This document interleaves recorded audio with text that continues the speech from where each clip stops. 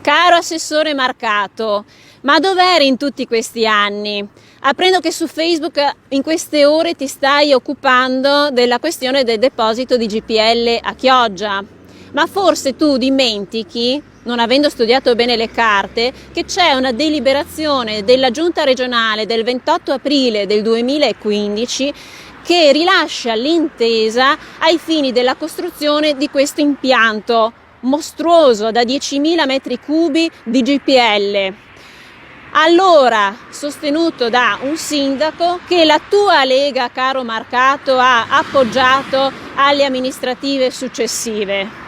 Di questo devi avere coraggio, non di fare video su Facebook. Revoca l'intesa che ha dato la tua giunta e Zaia, il presidente della regione Veneto.